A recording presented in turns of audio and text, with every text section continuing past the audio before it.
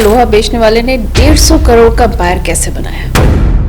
Customer भगवान तो नहीं है, लेकिन कस्टमर आपको लेसन दे के जाता है। ये नहीं है कि मुर्गा आ गया काट लो। ब्रांडिंग एक बहुत बड़ा पार्ट है अगर आपको किसी के घर तक पहुंचना है तो। आदमी डरता है कि मैं 1 नंबर में काम करूंगा, टैक्स देना है। आप इस बात को लिख के रख लीजिए, फ्यूचर सिर्फ 1 नंबर के काम करने का है। एक छोटे शहर में रह करके भी पूरे हिंदुस्तान में माल बेच सकता है। तो मैं तो सुई की नोक पे बैठने जा रहा था। आज मैं 14 ब्रांड्स कैरी कर रहा हूं पूरे हिंदुस्तान में एज अ ट्रेडर। 14 ब्रांड्स किसी के पास नहीं। कोई ऐसी बड़ी नाकामयाबी जो आपकी लाइफ में रही जिसने बहुत बड़ा सबक दिया? ये हाथ अगर लेबर का बना रहे जिंदगी भर तो पैसा कमाने से आपको कोई नहीं रोक सकता। अगर आपको अपने कारोबार को फिर से शुरू करना हो तो क्या बदलाव लाएंगे? ऐसी गलती जिसे आप दोहराना नहीं चाहेंगे? जो व्यक्ति कबाड़ बेच करके यानी फेंके हुए सामान जिसको वेस्टेज मानते हैं उससे पैसा कमा सकता है तो वो हर चीज से पैसा कमा सकता है। Friend is friend, Neha ji के चैनल का डायलॉग है ये मेरा भी सोच है। बहुत बड़ी चुनौती, मैं बड़ी नहीं कहूँगा, मैं कहूँगा बहुत बड़ी चुनौती।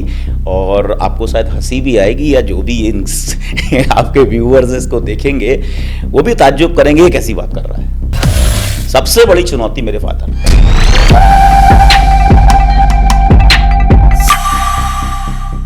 हार हो जाती है जब मान लिया जाता है, जीत तब होती है जब ठान लिया जाता है। आज हमारे साथ हैं एक ऐसे शख्स जिनकी जर्नी सुनकर आपको मोटिवेशन भी मिलेगी और मजा भी आएगा, जिन्होंने अपनी मेहनत और विजन से स्टील ट्रेडिंग बिजनेस की दुनिया में एक खास मुकाम हासिल किया है, जिन्हें लोग आरपी गुप्ता लोहा वाले के नाम से जानते हैं। उस चौधराना आयरन ट्रेडर प्राइवेट लिमिटेड के डायरेक्टर प्रियंक कुमार गुप्ता, जिन्हें लोग प्यार से अंशु कहते हैं, वो हैं आज हमारे खास मेहमान। प्रियंक जी, ये दो नामों के पीछे राज क्या है? नेहा जी, मैं आपका बहुत शुक्रगुजार हूँ कि आपने मुझको एक अपना प्लेटफॉर्म दिया। तो नमस्कार, मैं प्रियंक कुमार गुप्ता, प्यार से लोग मुझे अंशु बोलते हैं, आरपी गुप्ता लोहा वाले से। नेहा जी ने एक बहुत ही अच्छा सवाल पूछा, ये मेरी पूरी लाइफ की जर्नी को लेकर के है कि प्रियंक कुमार गुप्ता और अंशु इन दो नाम का क्या महत्व है या क्या चक्कर है। तो मैं थोड़ा सा एक ब्रीफ कर दूं कि इलाहाबाद के जितने लोकल पीपल्स हैं या जो लोग उससे कनेक्टेड हैं वो लोग मुझको अंशु के नाम से जानते हैं। मेरा नाम जो स्पोर्ट्स में चल रहा है, जो कॉलेजेस में चल रहा है या रजिस्टर्ड वर्किंग में चल रहा है, वहाँ तो लोग प्रियंक कुमार गुप्ता जानते हैं, लेकिन अंशु मुझे मेरे एक दूसरे व्यापार में जानते हैं। तो क्रिकेट की लाइफ तक तो एक प्रियंक कुमार गुप्ता था, कॉलेज की लाइफ तक तो प्रियंक कुमार गुप्ता था। उसके बाद जब मैं वर्किंग की फील्ड में उतरा तो प्रियंक कुमार गुप्ता न जान करके सिर्फ अंशु के नाम से मुझको लोग जान रहे हैं। और आज भी मैं, जैसे मेरा वर्किंग स्टील ट्रेडिंग का है और उसके अलावा मेरा प्रॉपर्टी काम है। इत्तेफाक की बात है कि मेरा स्टील ट्रेडिंग प्रयागराज इलाहाबाद में है और प्रॉपर्टी काम सारा कौशाम्बी में है। तो प्रॉपर्टी में सारा काम रजिस्ट्री के थ्रू होता है, सब जानते हैं। तो वहाँ पे लोग मुझे आज भी प्रियंक कुमार गुप्ता के नाम से जानते हैं, अंशु के नाम से नहीं जानते हैं। लेकिन इलाहाबाद में मुझे 90% आदमी अंशु के नाम से जानता है। तो ये एक वजह है कि एक मोहब्बत भरा शहर है तो मुझे मोहब्बत के नाम से बोलता है अंशु, और एक वर्किंग वाला मूवमेंट है तो वो लोग मुझे आज भी प्रियंक कुमार गुप्ता के नाम से जानते हैं। अरे ये तो बहुत बढ़िया है, 2 नाम 2 काम। ये तो प्रियंक जी, मैं अंशु जी भी बोल रही थी, चलिए कुछ भी बुला सकते हैं। डन। प्रियंक जी, ये बताइए, जैसे कि जो वेदांता के चेयरमैन हैं अनिल अग्रवाल जी, बहुत बड़ी इंस्पिरेशन है लोगों के लिए। उन्होंने लोगों को सिखाया कि भाई कबाड़ से बिलियनियर कैसे बनते हैं। तो आप लोहा बेच के क्या साबित करना चाह रहे हैं? देखिए, उन्होंने जो बात सिखाई है वो बात बिल्कुल सत्य है। और अगर जीवन में कभी किसी ने लोहे का कारोबार किया है, छोटा चाहे बड़ा, वो इस बात को बहुत अच्छी तरह समझता है। तो मैं थोड़ा इसको एक्सप्लेन करूंगा आपको कि जैसे बनिया की कहते हैं चमड़ी की दमड़ी, मतलब चमड़ी चली जाए दमड़ी ना जाए। चाहे कितना भी वहाँ मालदार होगा, वो 2 पैसा खर्च करने में 4 बार सोचेगा।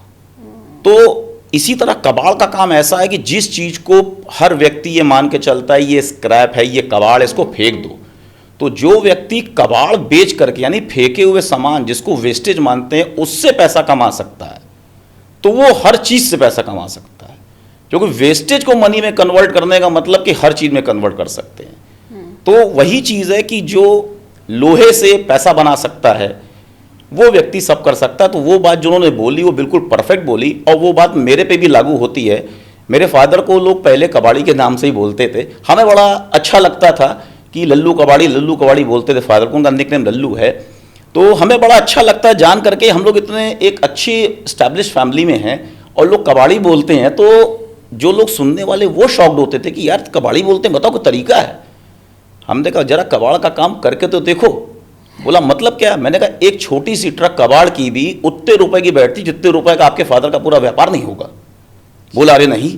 मैंने कहा नहीं क्या, जरा लोहे के भाव पता करो, चीजें पता करो, और कभी कबाड़ी के पास जाके बैठना। वो हो सकता है बैंक्स में पैसा ना गिनवा सके, लेकिन नगद तुमको ऐसे गिना देगा कि आपको लगेगा अरे बाप रे तो बोरा भर के बैठा हुआ है। तो वो जो उन्होंने बात बोली वो बिल्कुल सही बोली, और वाकई लोहे के ट्रेड में ये चीज लागू भी होती है। प्रियंक जी, अब इस बात से भी पर्दा उठाए कि 4 साल पहले तक 20 करोड़ का लोहा बेचने वाले ने 150 करोड़ का एम्पायर कैसे बनाया? इसमें नेहा जी थोड़ा सा सोच का खेल है, थोड़ा सा मेहनत का खेल है जो मुझे गॉड ग्रेस स्पोर्ट्स से मिली। तीसरी चीज़ सबसे इम्पॉर्टेंट आती है कंपटीशन और डिसिप्लिन। मेरा जीवन भर कंपटीशन सिर्फ अपने आप से रहा है। मैंने आज मान के चलिए 2 करोड़ का माल बेचा, तो मैं खुद टारगेट सेट करता हूं कि मुझे अब 2 के प्लस पे जाना है।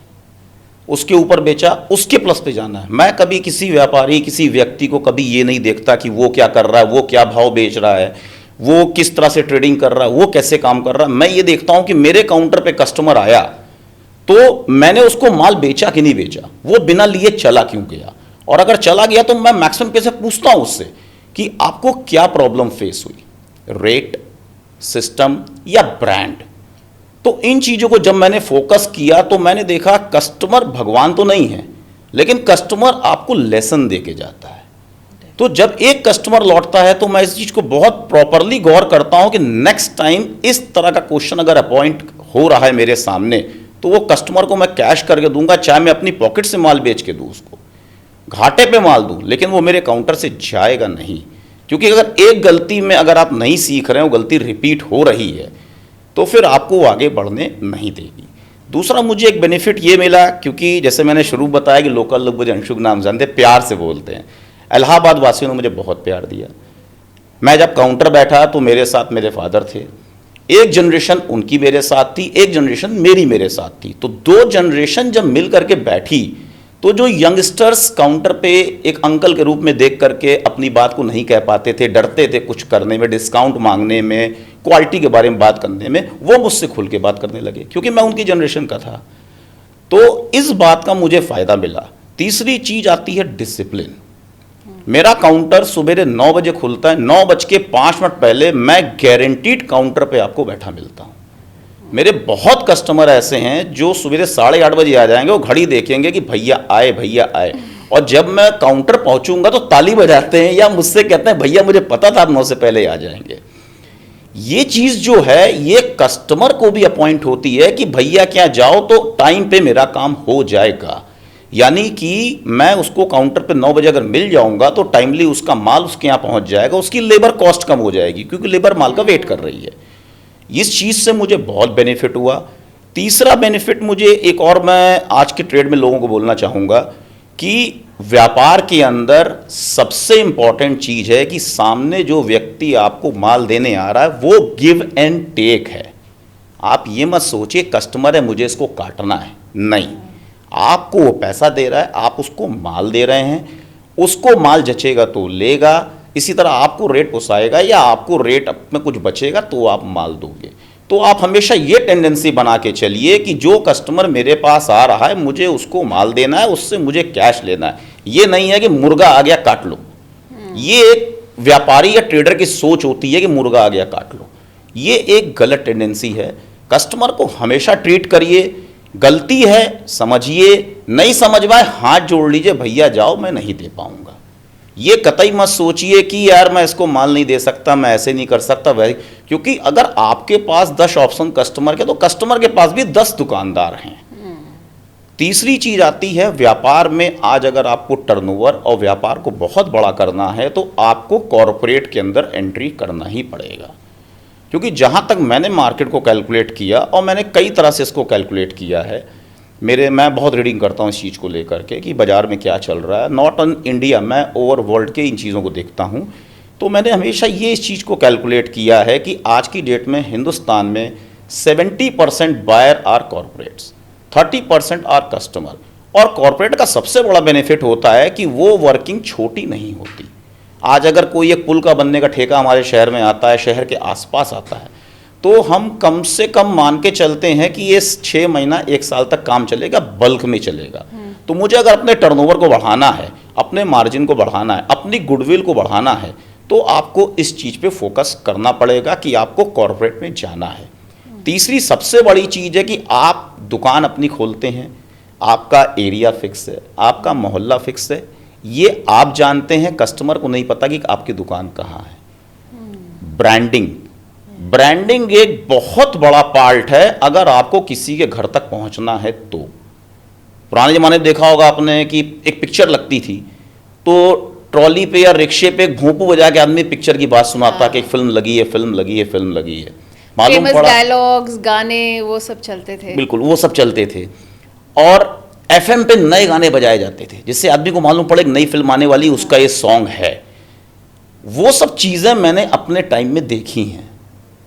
तो वो चीज़ें मैंने अपने टाइम में देख करके इन चीज़ों को समझा कि एक 3 घंटे की मूवी जिसका आपकी लाइफ में हो सकता है कोई महत्व भी ना हो, आप जाओ देख के चले आओ, पता नहीं अच्छी है बुरी है, कि आपको टाइम खराब कर रही है, पैसा खराब कर रही है, या इंस्पायर कर रही है, वो देखने के बाद तय होगा।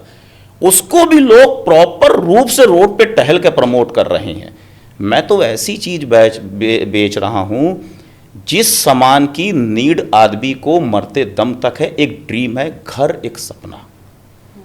तो मैं अगर अपने आप को प्रमोट करूंगा तभी आदमी मेरे पास आएगा। तो मैंने जब इन सब चीज़ों को मिला के फोकस किया तो मैंने कभी आंकड़े नहीं देखे कि मैं कहाँ तक कमा रहा हूँ, कहाँ तक जा रहा हूँ। मैंने हमेशा इस चीज़ को देखा, कस्टमर मेरे पास आके माल ले रहा है कि नहीं ले रहा है, मैं पर डे जो बेच रहा हूँ वो मेरा इंक्रीमेंट हो रहा है कि नहीं हो रहा। अगर मेरी सेलिंग इंक्रीज हो रही है, मेरी बाइंग इंक्रीज हो रही है, तो billionaire is nothing more than is कि मेरा फैमिली बड़ी हो रही है, मेरे कस्टमर की फैमिली बड़ी हो रही है। मैं एक ऐसी सर्विस पहुंचा पा रहा हूं लोगों के पास जो लोग मुझसे सेटिस्फाइड हैं। तो मैं हमेशा इन चीज़ों को देखता हूं कि मेरा व्यापार बढ़ रहा है कि नहीं बढ़ रहा है, मेरा परिवार बढ़ रहा है कि नहीं बढ़ रहा है। मैं अगर कहीं जाता हूं तो लोग प्यार से बोलते हैं अंशु भैया नमस्ते, क्या हाल चाल है। ये जो मोहब्बत है ये मिलियनेयर से ऊपर है। चलिए, ये तो बहुत ही अच्छी बात है और काबिल तारीफ़ है मैं कहूँ। अंशुल जी, आपने अपनी ग्रोथ बताई, प्रियांक जी भी बोल सकती हूँ वैसे। जी एनीथिंग बहुत। तो ग्रोथ जर्नी बताई, लेकिन जो हम व्यापारियों से एक बात सुनते हैं वो ये है कि मल्टी लेयर टैक्सेशन पॉलिसी जो सरकार की है उससे कई बार कुछ दिक्कतों का सामना करना पड़ता है। थोड़े से नाराज़ भी कई बार व्यापारी होते हैं सरकार से इस बारे में। उसके बावजूद आप इस ग्रोथ जर्नी की बात कर रहे हैं जी। तो इसको थोड़ा सा बताएंगे कि कैसे आपने इन चीज़ों को टैकल किया, पूरे लेयर ऑफ टैक्सेशन को। जी, बहुत इजी है।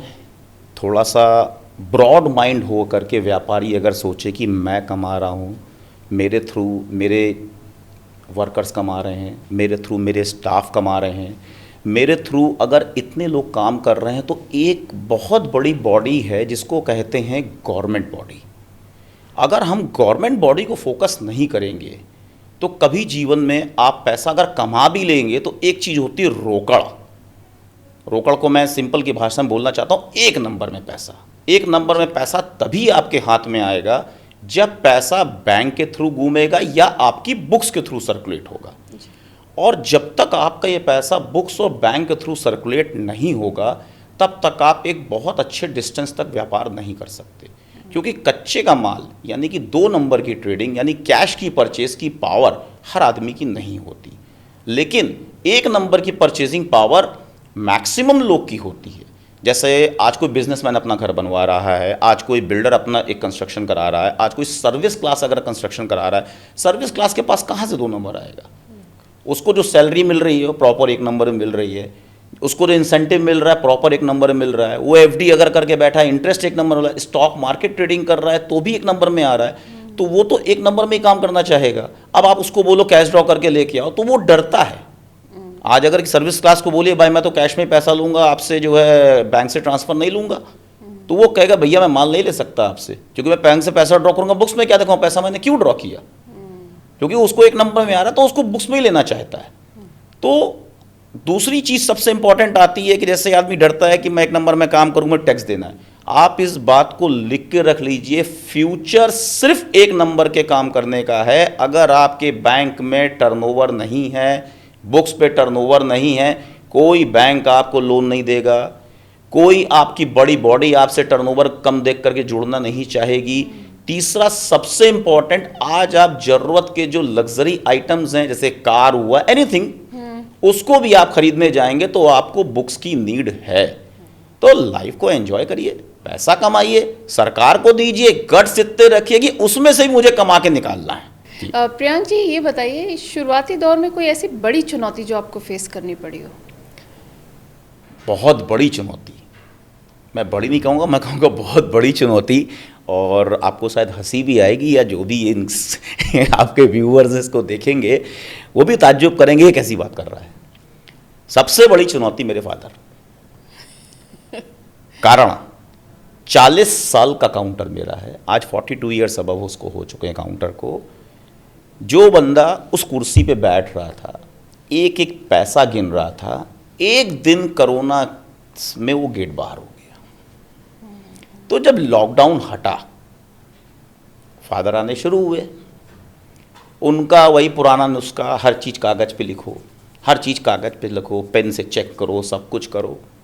हम लोग मॉडर्न लोग, हर चीज़ कंप्यूटर पे, एक सिस्टमैटिक, कागज़ वहाँ जाएगा, पहले ऑर्डर पहले लिखा जाएगा, फिर ऑर्डर मुझसे वेरीफाई होगा मालिक से, फिर उसके बाद ऑर्डर जाएगा पंच होने की, जाओ लोडिंग पे लगाओ माल को। उनका कुछ नहीं है, कस्टमर आ गया चलो बाहर भेजो लोडिंग कराओ।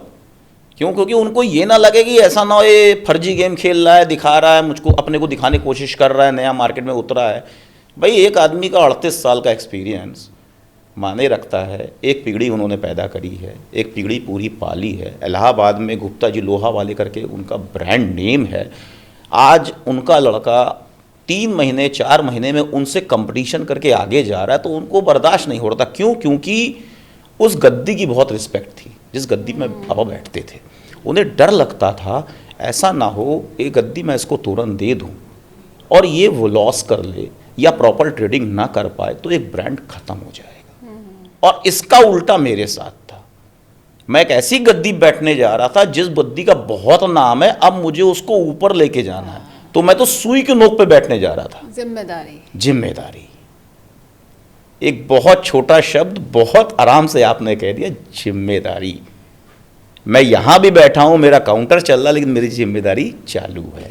तो मेरे लिए कंपटीशन मेरे फादर थे, इंस्पिरेशन भी मेरे फादर थे, और सबसे बड़ा चीज़ ये रहा कि मैंने उनको कंप्लीट किया। और टचवुड आज वो इस बात को बोलते हैं कि ये मुझसे बहुत बेटर चला रहा है, ये मेरा अचीवमेंट है। और उस कंपटीशन को, जो मेरा ये कंपटीशन था, आज मैं क्रॉस करके मार्केट में एक ब्रांड बन के काम कर रहा हूँ। यानी अग्नि परीक्षा दे दी आप और उसमें पास भी हो गए। बिल्कुल। चलिए ये बताइए, जनरेशन गैप की बात ही हो रही है, तो आजकल जो ट्रेडर्स के लिए एक बड़ा सरदर्द है वो है ई मार्केटिंग। और नया जो इंटरनेट की जब हम बात करते हैं उससे काफ़ी थ्रेट भी हो रहा है लोकल ट्रेडर्स के लिए जी। तो उसके बारे में आप क्या कहना चाहते हैं? मैं बहुत ही सिंपल सी चीज़ पूछूंगा, एक आंसर मैं आपसे चाहूँगा। आपके हिसाब से फ्लिपकार्ट, अमेजोन में जो लोग माल बेच रहे हैं वो कौन है? ये क्वेश्चन है, आप आंसर दीजिए इसका। ट्रेडर्स हैं। ट्रेडर्स हैं, आपको पता है जी। ये उन ट्रेडरों को क्यों नहीं पता है? एक फ्लिपकार्ट अमेजोन में 10% प्रोडक्शन बेचने वाले हैं, 90% ट्रेडर्स ही माल को बेच रहे हैं। आज एक छोटे ट्रेडर के लिए एक बहुत अच्छी अपॉर्चुनिटी है। मैं एग्जांपल देता हूं, आप दिल्ली में रहते हो, मैं इलाहाबाद रहता हूं। आज दिल्ली के अंदर बेसिक सैलरी इनकम स्टार्ट होगी 20 से 25 हज़ार रुपए की। हमारे यहाँ भी बेसिक सैलरी इनकम स्टार्ट है 8 से 9 हज़ार रुपए की। Big gap, huge gap. एक छोटा सा आप यहाँ पे गोडाउन लीजिएगा, उसका रेंट अगर 50 हज़ार रुपए है, मेरा उस गोडाउन का रेंट 10 हज़ार रुपए है केवल। जबकि फ्लिपकार्ट अमेजॉन पे जिस सामान को आप बेचने जा रहे हो उसकी एमआरपी यहां हो चाहे वहां हो, दोनों के लिए सेम है। तो जो व्यक्ति आज बाजार में ट्रेडिंग कर रहा है काउंटर बैठ के, उसके लिए बहुत अच्छा एक ऑप्शन है कि एक छोटे शहर में रह करके भी पूरे हिंदुस्तान में माल बेच सकता है। उसे कस्टमर का वेट नहीं करना है, मोबाइल उठाना है, कंप्यूटर उठाना है, लॉग इन करना है, एक आईडी जनरेट करनी है, थोड़ा सा दिमाग खोल के ये चलना है कि मुझे व्यापार करना है, मुझे कंपटीशन नहीं करना है, पड़ोसी क्या कर रहा है मुझे इससे मतलब नहीं है। तो अगर आज इस चीज को अपॉर्चुनिटी मान के व्यापारी सोचें कि मुझे एक ऐसा प्लेटफॉर्म मिल रहा है, जैसे आज मैं माल बेचता हूं या कोई दुकानदार माल बेचता है, जो माल कस्टमर हाथ में लेके नहीं जा सकता, उसको आप किसी ना किसी ट्रांसपोर्ट से ही भेजते हैं ना। तो बहुत सिंपल सी बात है, आपको एक ट्रांसपोर्ट मिल रहा है फ्लिपकार्ट अमेजॉन, आप माल बेचिए, आपकी कॉस्ट कम आ रही है, आपको गोडाउन में स्टॉक डंप नहीं करना है, आपको डेड स्टॉक नहीं बनाना है, जो माल आपके पास है वही माल आप फ्लिपकार्ट अमेजॉन पे शो करते हैं, वही माल आपको बेचना है। कस्टमर की चॉइस से आप माल नहीं बेच रहे हो, आप जो है उसको शो कर रहे हो, कोई ना कोई कस्टमर ऑल इंडिया उसको चूज कर लेगा। दुकान पे क्या होता है, आदमी आता है 10 सामान देखता है, कोई एक पसंद है, अरे नहीं यार मेरे को वहां अच्छा लगा मैं वहां जा रहा हूं, वो चला गया। आपके पास स्पेस कम है, 10 कस्टमर आए, 2 ने लिया, 8 चले गए। यहां तो पूरा हिंदुस्तान नेट लेके बैठा हुआ है, आपके पास सिंगल प्लेटफॉर्म है, इतनी जगह है कि पूरी इंडिया परचेजिंग कर सकती है आपके काउंटर पे। तो मैं ये कहना चाहूंगा, युवा वर्ग हो चाहे एजेड लोग हों, जब आपने एक डायलिंग वाले फ़ोन से, जिसको घुमा घुमा के हम लोग डायल करते थे 54097 बटन दबा दबा के, उससे आपने मोबाइल में अपने आप को कन्वर्ट कर लिया। एक से एक बुढ़ा आदमी जो चश्मा लगा नहीं पाता, वो भी उठा उठा के देख के व्हाट्सअप देख ले रहा है, रील देख ले रहा है। तो कृपया बिजनेस पे भी इस तरह फोकस करिए, लाइए मोबाइल पे। तो ये अपॉर्चुनिटी है लोगों के लिए कि हम ऐसे प्लेटफॉर्म हमारे देश में आ चुके हैं जहां हम घर बैठे ऑल इंडिया काम कर सकते हैं। तो इसको करिए, इसको अचीवमेंट लीजिए। जब आप ये काम करेंगे तभी आपकी नई जनरेशन आपके ऊपर का सोचेगी, लेकिन जब आप नेगेटिव होके बैठेंगे तो फिर चीज़ें नहीं चलेंगी। यानी कि आपकी जो सबसे बड़ी यूएसपी है वो वर्ड ऑफ माउथ पब्लिसिटी 100%। और जो कस्टमर की, जिसे हम मार्केटिंग एडवर्टाइजिंग में भी कहते हैं, ये सबसे बड़ा हथियार होता है, अचीवमेंट होती है किसी भी कंपनी के लिए, word of mouth publicity. Heart killing जी, आप किसी के दिल को तोड़िए नहीं, किल कर दीजिए। जैसे आपने देखा होगा हार्ट पे तीर बना होता है, यार तुमने तीर घुसोड़ दिया दिल में, खून कर दिया। लेकिन आप सोचिए जिस बंदे ने ये हार्ट में तीर बनाया होगा, कैसे बनाया होगा, यानी दिल में उसके चुभा मतलब वो दर्द जिंदगी भर रहेगा। वो प्यार का मीठा दर्द है, वो खून करने वाला तीर नहीं है, वो प्यार का मीठा दर्द है। तो मैं प्यार का भूखा हूँ और मुझे मेरे कस्टमर बहुत प्यार करते हैं इस चीज़ को। अब प्रियंक जी, हमने बात तो कर ली कि कैसे ग्रोथ हुई, सब है, पर ऐसा नहीं हो सकता कि कोई नाकामयाबी हाथ ना लगी हो। तो कोई ऐसी बड़ी नाकामयाबी जो आपकी लाइफ में रही जिसने बहुत बड़ा सबक दिया? कई सबक है लाइफ में। मेरे कोच थे स्पोर्ट्स में, मेरे को किस्मत रही है कि मुझे लाइफ में 3 अच्छे कोचेज़ मिले और उन तीनों अच्छे कोचों ने बहुत अच्छे अच्छे प्लेयर्स इंडिया टीम को दिए, स्टेट टीम्स को दिए। मैंने उनसे सिर्फ एक चीज़ सीखी जीवन में, मेहनत उतनी करो दूसरा कोई ना कर सके। ये मैंने सीखा उनसे। और कभी जीवन में ये मत सोचो कि ये काम मुझसे नहीं हो सकता। क्यों नहीं हो सकता, हमेशा ये सोचिए। मैंने जो भी काम किया ये सोच के किया। और जो आपने नाकामी वाली बात कही, लाइफ में जब आप दौड़ते हैं या कुछ करते हैं तो प्लस माइनस होगा। आप ही का हाथ एक तरफ काला एक तरफ सफ़ेद है, दोनों साइड गोरा तो नहीं है। तो ये प्लस और माइनस है।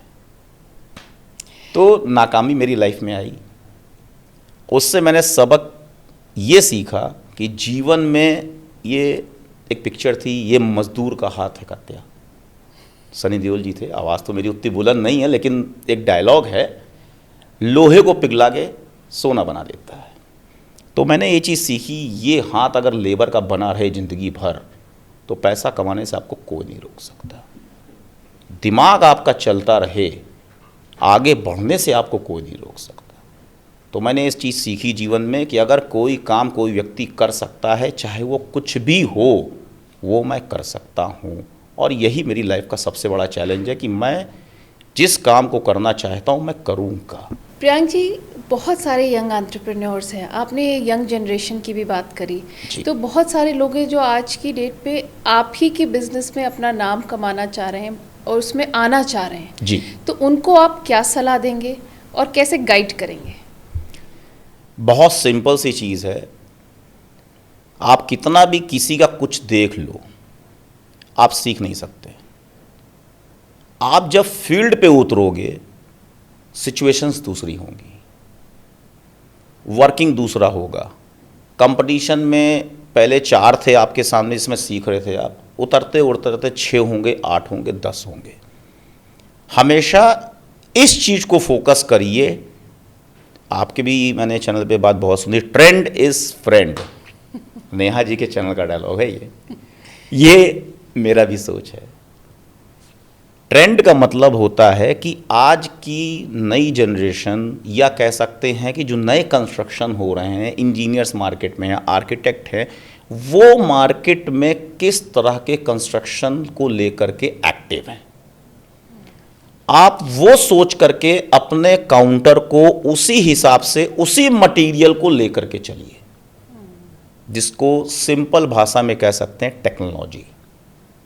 आज जो टेक्नोलॉजी का माल आपके इंजीनियर आर्किटेक्ट रिकमेंड कर रहे हैं, आप कृपया करके उस चीज़ को फोकस करिए। जब आप इन चीज़ों को फोकस करेंगे तो आप रनिंग मार्केट में बने रहेंगे। चलिए, बढ़िया है। अब इसी बात पे प्रियांक जी कुछ रैपिड फायर क्वेश्चंस हो जाएं। बिल्कुल। अच्छा, आपका favourite business icon? My father. Okay. किताब या मूवी जिसने आपको सबसे ज़्यादा इंस्पायर किया?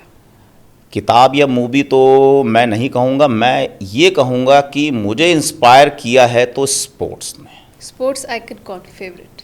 और स्पोर्ट्स आइकन में आप मान के चलिए सचिन तेंदुलकर। बढ़िया है। सुबह उठने के बाद और रात को सोने से पहले अंशु जी का टाइम, ऐसा मी टाइम कौन सा होता है जिसमें आप उसमें करते क्या हैं? सवेरे उठ के सबसे पहले मैं अपने बच्चे को किस करता हूँ। ये मेरा फर्स्ट मी टाइम है, शायद मेरी वाइफ को भी नहीं पता, क्योंकि वो मुझसे पहले उठ जाती है, उसे ब्रेकफास्ट रेडी करना होता है, घर के काम करने होते हैं, एक्टिव है काफ़ी कामों में। तो फर्स्ट टाइम मेरा होता है बच्चे को प्यार करता हूँ। फिर मेरा सेकंड टारगेट रहता है कि मैं शॉप पे 9 बजे से पहले जाके बैठ जाऊँ, कंप्लीट रेडी ड्रेसअप होके, नहा धो के, नाश्ता करके। और रात को मेरा एक मी टाइम है, मुझे रीडिंग की बड़ी गंदी आदत है। मैं सवेरे भले ही 7:15 बजे जस्ट बेड छोड़ देता हूँ, लेकिन मेरी नींद 7:30 पौने 8 खुल जाती है। लेकिन रात को मैं 1 बजे से पहले कभी नहीं सोता। क्या पढ़ते हैं? मुझे इंडाइसिस पढ़ने का शौक है, मैं पूरी दुनिया का डाटा पढ़ता हूँ। ओके। आपको शायद नहीं पता होगा, लेकिन मैं लोगों को स्टील में कंसल्टेंसी भी देता हूँ फ्री ऑफ कॉस्ट। अरे वाह। मेरा अपना खुद का इंस्टाग्राम है, फेसबुक है, मैं उस पर रील्स भी डालता रहता हूँ। मस्त एंजॉय करना चाहिए लाइफ को, दबा के पैसा कमाइए, दबा के ज़िंदगी जिए। जीवन में लाइफ सबसे इम्पॉर्टेंट है। कभी भी ये मत सोचिए कि मैं पैसा कमा रहा हूँ तो इसको बढ़ाता जाऊँ, कोई लिमिट नहीं है। एक मैं छोटा एग्जाम्पल दूँ, नाम नहीं बोलूँगा। लाल बाग के राजा अभी भी उनका विसर्जन हुआ है। बहुत पहले 2015-16 मैंने लाल बाग के राजा के सामने बहुत बड़े दिग्गज व्यक्ति को ऐसे हाथ जोड़ करके रोते हुए आंसू से मैंने देखा। मैंने कहा, हे भगवान, पूरा हिंदुस्तान, पूरी दुनिया में इस बंदे का नाम है, अब क्या मंगल ग्रह खरीदेगा, रो रहा है। इसे तो गॉड को थैंक्स बोलना चाहिए हंसते हुए कि आपने बहुत दिया, इसको बना के रखिए। वो रो रहा है। उस चीज़ से मैंने लाइफ में एक चीज़ सीखी, कितना भी कमा लो, रोने वाला रोएगा। और खुशी आपको खुद तय करनी है, गम देने के लिए दुनिया बैठी है। तो मेरा मी टाइम इज रीडिंग। आपके काम का सबसे पसंदीदा हिस्सा? कस्टमर से बात करना। कोई ऐसी सलाह बता सकते हैं जो सबसे अच्छी आज तक आपको मिली? मैं सबको सलाह दूंगा भी, कितना भी पैसा कमा लो, कितनी भी मेहनत कर लो, कुछ नहीं होगा। लोगों की मदद करना सीखिए। आज मैं कई ट्रस्टों से जुड़ा हूँ, बहुत जगह मैं फंड्स देता हूँ। मेरे फैमिली वालों को भी नहीं मालूम है ये बात, थोड़ा थोड़ा बताता हूँ कभी कदार। स्पोर्ट्स संस्थाओं से जुड़ा हूँ, मैं कुछ लड़कों को खिला भी रहा हूँ स्पोर्ट्स में आगे। खेल रहे हैं, अच्छा कर रहे हैं, मेरा नाम नहीं जानते वो लोग, मुझसे आज तक मिले भी नहीं हैं, बस पैसा जाता है।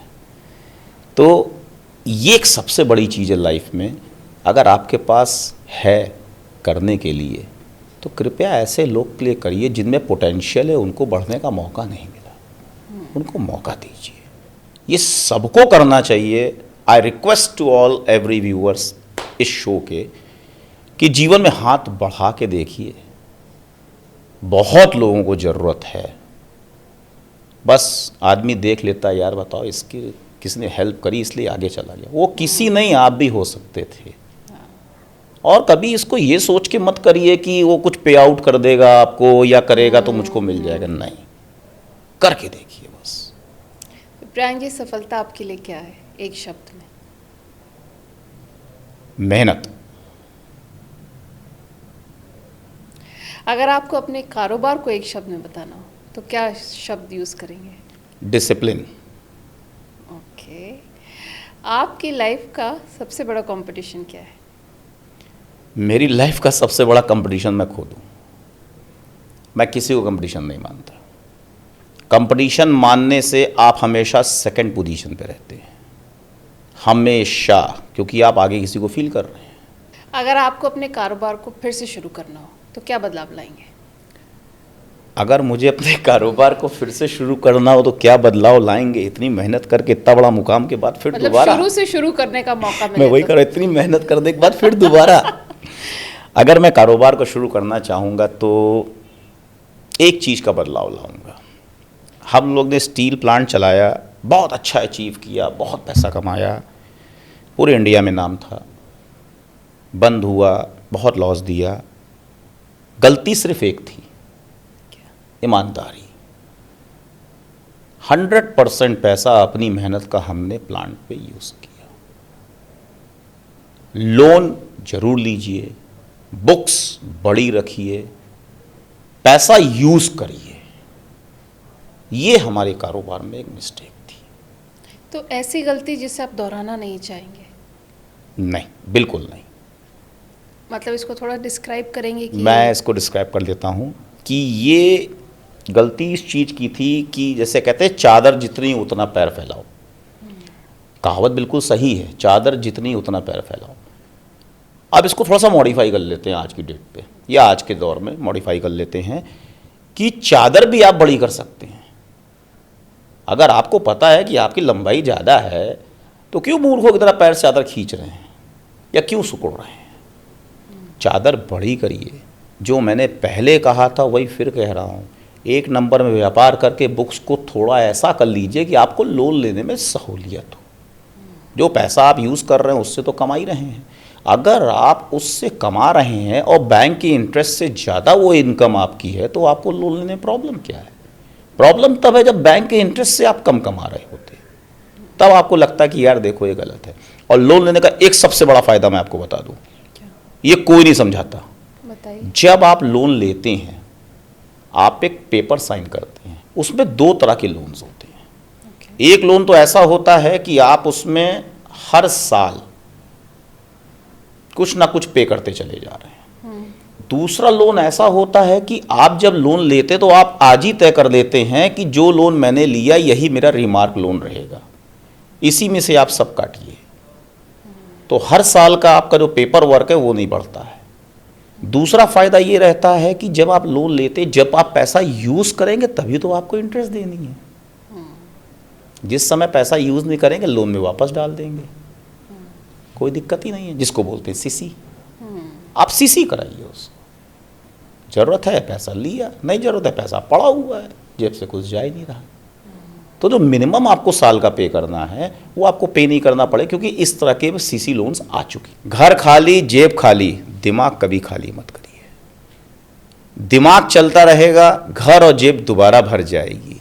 लेकिन अगर दिमाग नहीं चलेगा तो घर चाहे कितना भरा हो, जेब चाहे कितनी भरी हो, खाली होने से कोई नहीं रोक सकता। बस यही कह करके मैं नेहा जी को, डॉक्टर नेहा जी को धन्यवाद बोलूँगा कि उन्होंने मुझे DRS पे स्पेशली इनवाइट किया। और मेरे लिए भी अचीवमेंट है कि मैं टाइम निकाल करके एक दिन मैं इनके साथ बैठ सका, क्योंकि मैं अब तक इनको केवल YouTube चैनल पे ही देखा करता था। अच्छे क्वेश्चंस पूछते थे ये, बहुत सी चीज़ें इन्होंने ऐसी लोगों से पूछी है, जनरली वो लोग शेयर नहीं करते उन चीज़ों। जैसे मैंने भी कुछ बातें कभी किसी शेयर नहीं करी, यहाँ मैंने शेयर करी, लेकिन जब वो चीज़ें बाहर निकलती है, सुनाई पड़ती है, तो मालूम पड़ता है यार ये चीज़ तो उसके साथ भी है, तो भी वो आदमी इतना ऊपर चला गया। समझिए, वरना आदमी लगता है कि अच्छा ही अच्छा दिखता है, ये तो बड़ा माल कमा रहा है, बड़ा घूम रहा है, बड़ी गाड़ी है, बड़ा घोड़ा है इसके पास, उसके पीछे पेन कितना है वो नेहा जी निकाल लेती है। तो दर्द सुनने में जो मज़ा आता है, जैसे रफ़ी के गाने होते थे, उसी तरह दर्द सुनने में जो मज़ा आता है, उसी तरह दर्द से सीखने में भी मज़ा आता है। गाने का शौक रखते हैं? ना ना, बिल्कुल नहीं। कोई नहीं देखेगा। चलिए, thank you so much for Thank you. Joining us. Thank you.